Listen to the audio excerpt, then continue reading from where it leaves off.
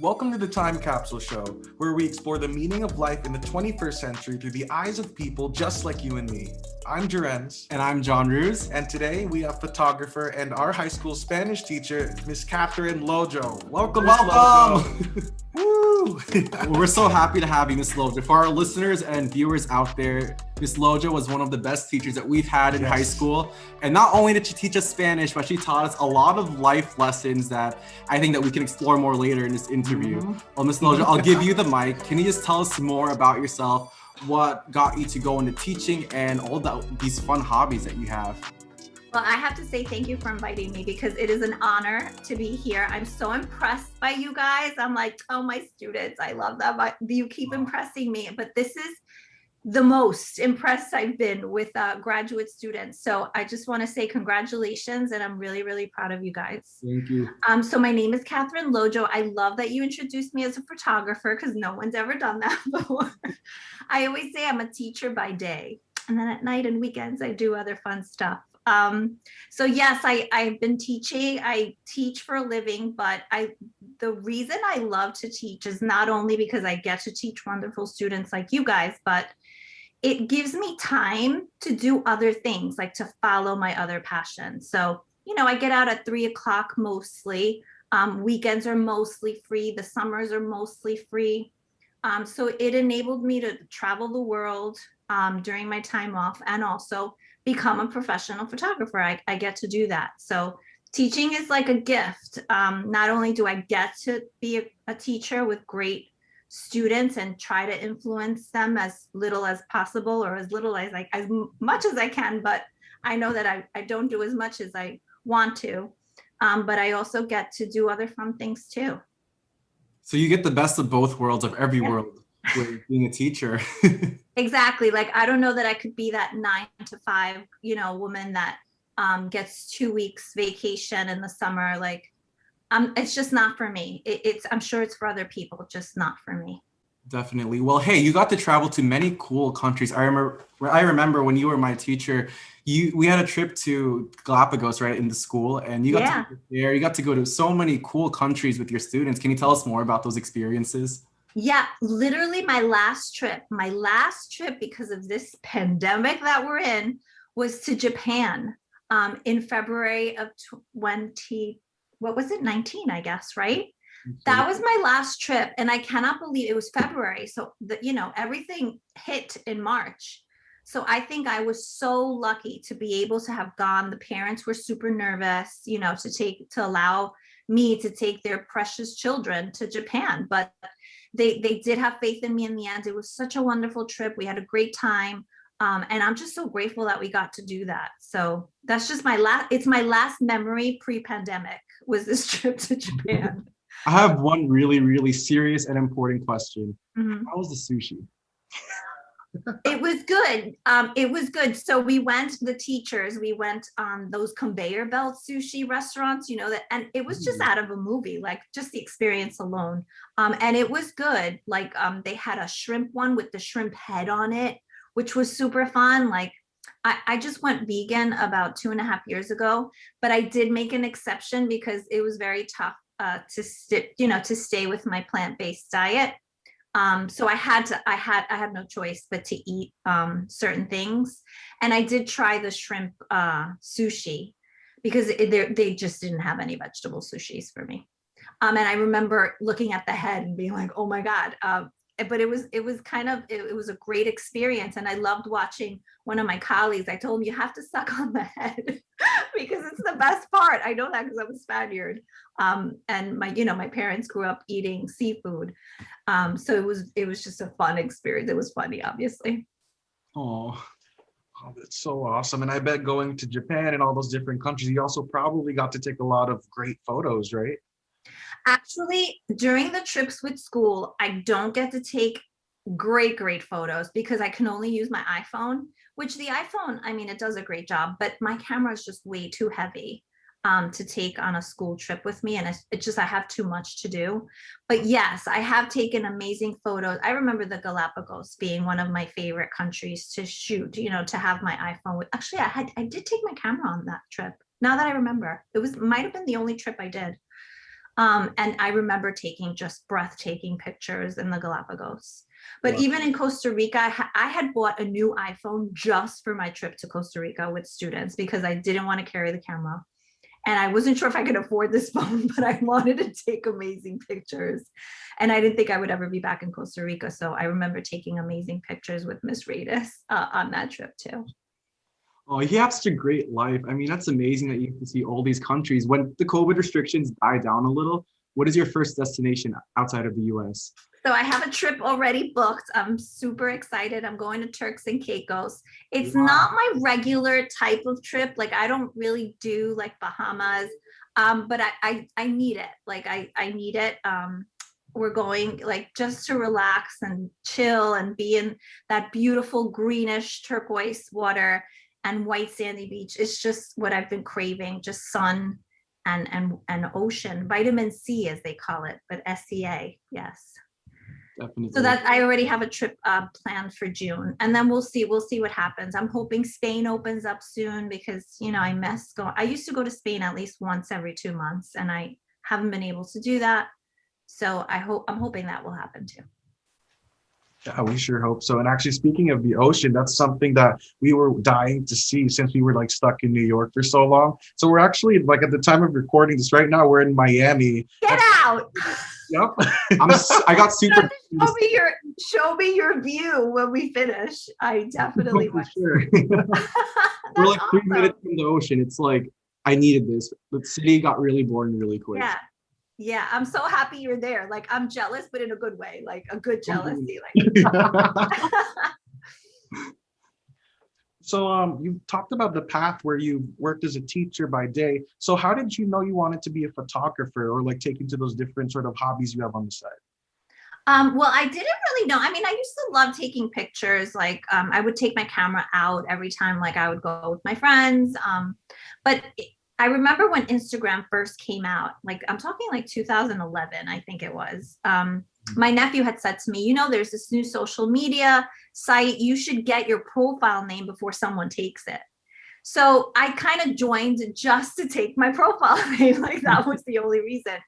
But then like they had all these fun filters and my pictures look like super amazing, like super professional. And I was like, well, I already have the eye. I just don't know how to use a camera. Like I just didn't know how to use like one of those manual mode cameras, professional digital, cameras. So I bought one at Costco. I remember actually my sister bought me a lens and a camera, and I just started posting. I finally had someone to share my pictures with, which was exciting. So I started to post and I really got into it.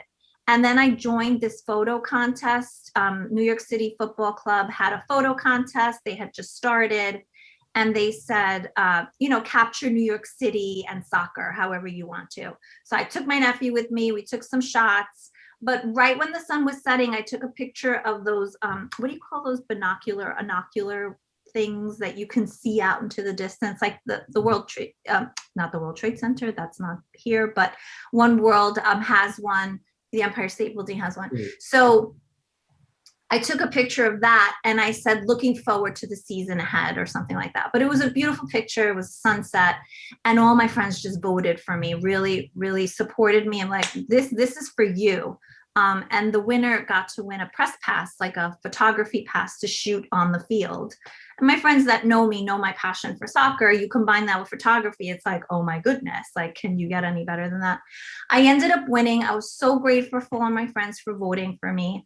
I ended up winning, got a press pass, and the feeling, I just knew I wanted to do this over and over and over again. The feeling I had on the field shooting like international soccer players that I had been watching on TV. It was really amazing. So I went out, bought a $6,000 camera, a camera and a lens, and I don't know that I could have afforded it, but I knew that I wanted to do this. And surely enough, I had posted my pictures on Facebook. Someone reached out, do you want to do this again? Because I need a photographer for this game at MetLife Stadium. I was like, hell to the yes. So I went and they hired me. The newspaper hired me, and I've been working with them ever since.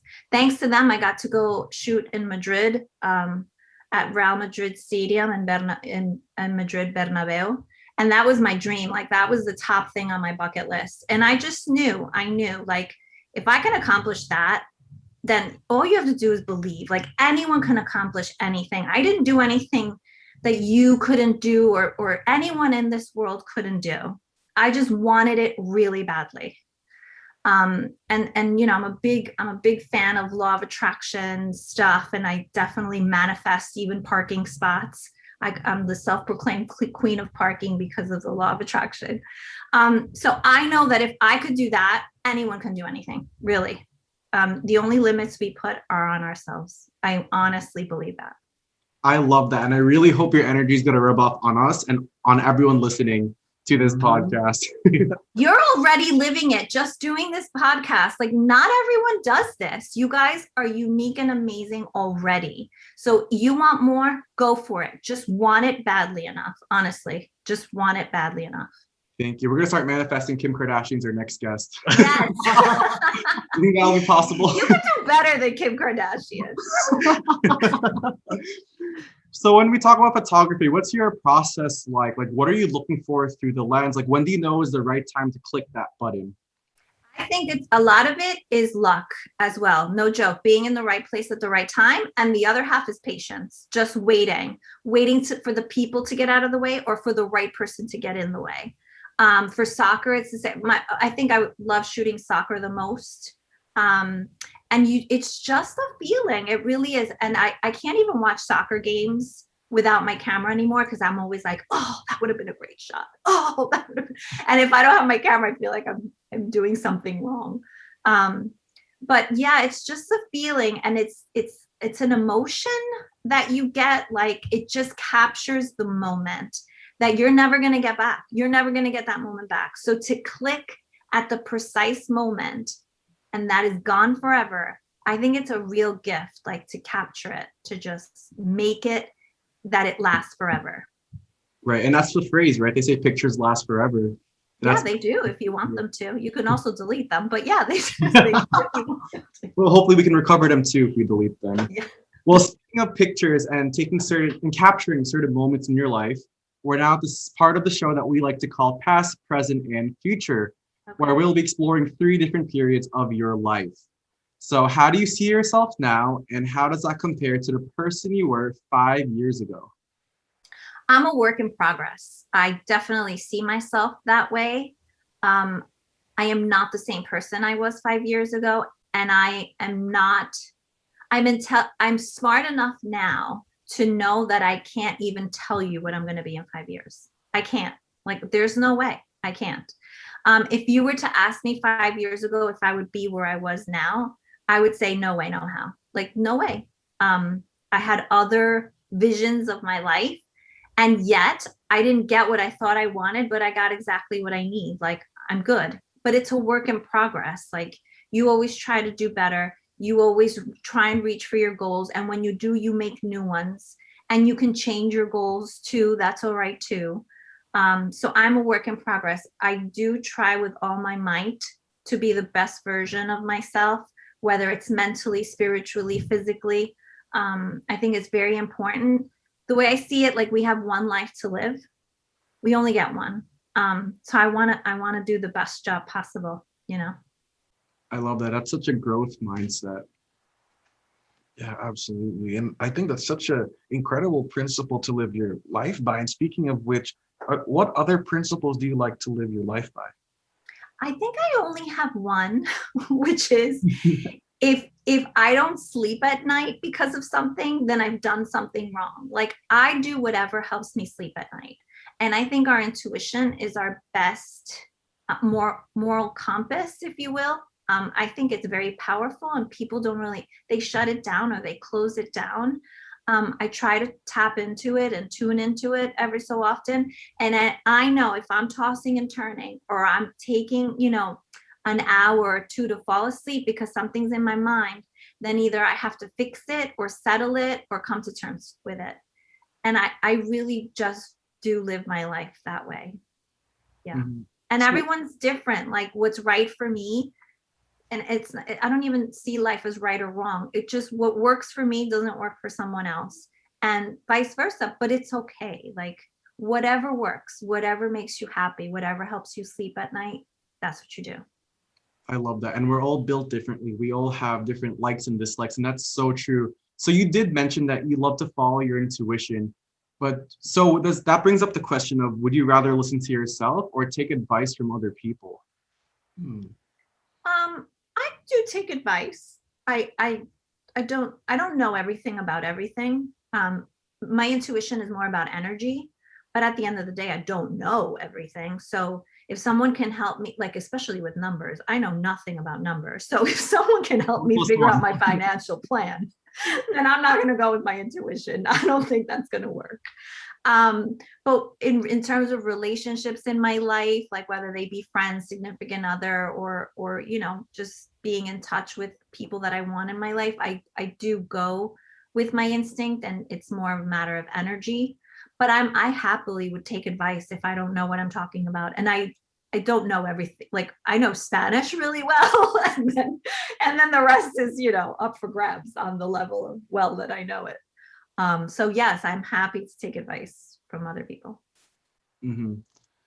So you did mention taking advice about significant others and friends and all your personal relationships. But what are you grateful for in your life? Oh, that was a question, although I wasn't expecting it. I think I forgot about it. I am in a space of gratitude every day. Like right before I go to sleep, I say three things I'm grateful for. And it helps me, you know, fall asleep faster or whatever. I am grateful to be alive. Like I want to be here and I want to do things. Like I just want to experience things. So the most I'm grateful for is to be alive. And I'm grateful for those people that love me, even when I don't love myself or when I'm not easy to love. Because I have those moments too. So for those people that stick by me, that I am eternally grateful for, and I'm grateful for every day. Oh. Oh, that's so true. It's like I think that like we forget that like we're all human and sometimes we're imperfect. There are days where we might be crappy human beings, and it's so easy to forget about those people that just like are okay with still like being around us They and stick loving with us, you no matter giving us a what. hug, even if we're being little, you know, shitballs or something. It's true, and I'm a shitball more often than I want to be. So yes, so I appreciate people being patient with me. Like I said, I'm a work in progress. So while I'm progressing and while I'm learning and while I'm adjusting, if you love me anyway, oh my goodness, I love you right back, and I'm very grateful. Hashtag unconditional. Yeah, Yes. yes, that's it. Unconditional love. That's what it is. All right, so we're now at the question of the show where we get our title from. If you were to leave something in the time capsule for people to dig up 100 years later, what would you put in there and why? I thought about this question a lot, and I have to be cliche and say photos. I just have to. I don't have anything else. Even when I was a little girl, I would see pictures of my parents or my great grandparents or my grandparents, and I would say, "Wow, that was a moment in time that will never happen again." But I get to see it. I get to see it even way after they've died, even way after, you know, that place exists anymore. And I felt privileged to be there. Like I almost felt like a little piece of me was like a fly on the wall then, you know? So I think that would be what I would leave behind if I had a you know, I don't know if you would limit me on what to put in my time capsule, but I would choose, you know, 10 of my favorite pictures or 10 pictures that capture moments in time that were precious that we will never have again. That's so great. And especially during these times, these are unprecedented times, watching the whole world Mhm. put on a mask and everyone pretty much isolated in their homes. I don't think people will see this in the next 100 years, to be honest. I still have not come to terms with my life. Like I'm still fighting this, and it's been a year, like and a year and something. And there comes a point, and I tell my students even now, like I know I should be embracing this, but I'm not. Like I'm just not. And I know the sooner I embrace it, the better my life will be. But I am in pure fight mode when it comes to isolation and keeping me from doing, like, you know, doing things that I want to do and being connected to my students. or being disconnected from my students have really taken a toll on me, actually. I miss it very, very much. So I want what, my life back. what has it been like? Have you been teaching virtually this like throughout this whole COVID, or has there been like sort of a hybrid where you've been teaching in class too? So I got a new job this year. I'm teaching at Xavier High School. And I love it. I love teaching there. The boys are super fantastic. And the administration and faculty are great. However, I've been in every day, which I'm grateful for, because I can't be home for more than 5 days straight. So I'm very grateful I'm in, but I'm teaching half of the kids online and half the kids are in front of me. And it's been hard for me to make friends, like colleague wise. And I am a person that needs that. Like I need to go into a room and be like, oh my God, how do you do this? Or, oh my God, this kid just drove me nuts. I have to tell you about it. I haven't been able to do that this year, and it's taken a toll on me. And I still love my job so much. Like it definitely says something about the work environment I'm in. But it has taken a toll on me. I cannot wait to not be a new teacher anymore. Like I can't wait for this year to end. So I'm not a new teacher anymore. I just don't want to be. I kind of, after being at St. John's Prep for so long, knowing everybody, I could have gone into anybody's room and they would have vented right with me. It's a little hard not to have that. Despite that, I love my job so much. Oh, so you're like the new kid at school. I am. I'm like the freshman or something. And it's like, I don't know anyone. I have no friends. Did the students try to prank you since you're new to the school? No, they've been really good. They have been. Some of them are, they're boys. So boys, I guess, will try to do funny things, and sometimes they miss, sometimes they hit, sometimes they miss. No pranking. No, I'm grateful though. I don't know that I can handle it this year. I can handle it any other year, not this year. I'm grateful they've been nice to me. Well, I always remembered being in your class, and I loved these lessons that you taught in Spanish, and also these life lessons like eating cereal late at night. I love when he always told us that, and it's true. I love your email when you sent me. She goes, "I still eat cereal at night because I can." Yes, I'm curious to know what, like, besides the cereal, what life lessons you remember. Just curious. Hold on, I'm trying to remember. I remember you were huge on recycling, and Yes. I always used leftover notebooks in the following years, like my notebooks from college. I use them the same ones each year. That's awesome. A waste of money to like buy a new one when I still have like 15 more pages to go. I definitely remember that. I'm trying to think. Please don't hate me if I can't remember anything. No, it's okay. Just the cereal alone made my day already. So you're good. I was just curious. Yeah, I was honestly doing that all throughout college. My roommates would just give me a weird look, and I was like, I can, and I'm hungry, so I'm going to do it. Yeah. I was like, you can't tell adults what to do. If I want cereal for dinner, I'm going to have cereal for dinner. Yeah. Because I can. I remember for career day though, you did give us a talk about your life and your background, and you told us to just follow our passions, follow what we love to do, and you always told us about your hobbies with photography, and it's always possible to balance your job and also what you love to do. Yeah, you guys know I didn't go to school for teaching. It literally fell on my lap. So sometimes the right job just finds you. And that's it. And you just go with it. If it feels right, you go with it, Definitely. Cool. So is there any like sort of like final advice or words that you have for our viewers? I don't know if you can see, but that's Don Quixote de la Mancha behind me. It's a statue of Don Quixote. And if you guys know about Don Quixote or you heard of him, he was the guy that became a knight and fought windmills because he thought they were giants. He is I don't know if you guys know the story, but your readers might. It's like the second most published book in the world. So maybe someone has heard of it. And he has inspired me to live my dreams. Even like some people might think, why would you start a second career, when you're so involved in your first one or so into your first one and you're established? You can do anything you want at any time, and you can do it. Don't let anyone tell you different. Don't let anyone stop you. Live your dreams. Dream the impossible dream. Like my friend Adidas says, impossible is nothing. And I believe it. I really do. Because a teacher like me, a New Yorker with a camera that she didn't really know how to use it, should not be in the greatest stadium on the planet shooting the best players in the world. I should not have been there. But I was. You And were. it's because I wanted to. Yeah. So don't let anyone stop you from doing anything. I love that. I'm gonna remember that, you saying that, and that's gonna be my mantra every single night. Yeah, No- impossible is nothing. Remember that. Adidas. Those aren't my words, they're Adidas, but I live by it.